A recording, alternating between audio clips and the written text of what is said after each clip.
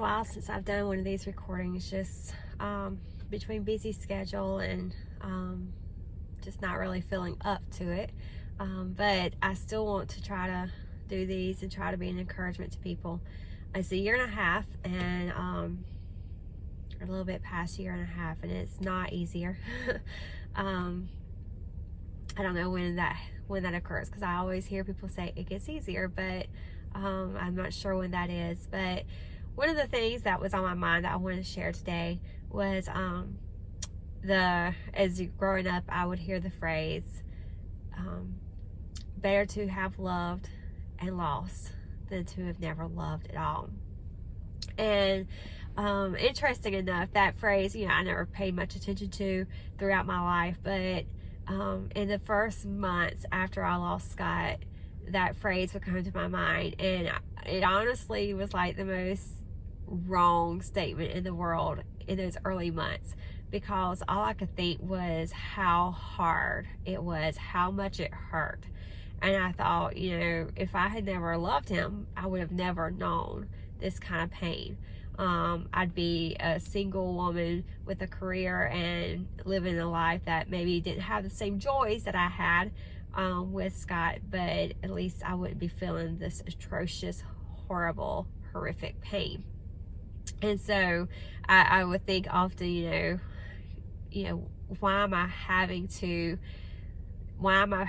endure this? Why is this what I'm going through? And I would think, if only I hadn't fallen in love with him, if only I hadn't had that part of my life, then I wouldn't be having this horrible pain. And I remember one time, interesting enough, nothing spiritual, just a movie, and I only caught like 5 minutes of this movie. It was on in the living room, and I caught a piece of it. I didn't see the beginning, I didn't see the end, but I could gather in those few minutes that I watched what it was about. It was actually about a woman who had lost her husband, and she had a daughter who was interested in a guy, and she did not want her to be interested in a guy because she wanted to protect her daughter from the hurt that she had experienced, the hurt she had felt. And it was kind of dealing with her struggling with that, of not wanting her daughter to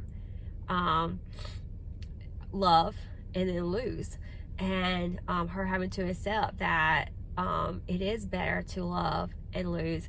And it was kind of, like I said, I only caught 5 minutes. Never saw the ending, but I'm pretty sure it probably ended everybody happy and love and everything else. But I related to how she felt. I related to the pain she felt, and feeling like, it hurts too much to have loved someone and then to lose them. Of course, since then, and the months since then, I cherish every memory I have of my husband. I cherish our children that we have, and that I would not have if I hadn't fallen in love with him.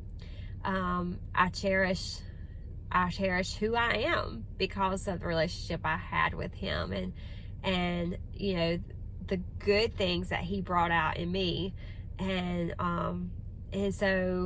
so many good reasons to. So now I can say, okay, it is better to have loved. I'm thankful for the time I had with him. I'm thankful for the story of our life together. I'm thankful for the memories I have of him.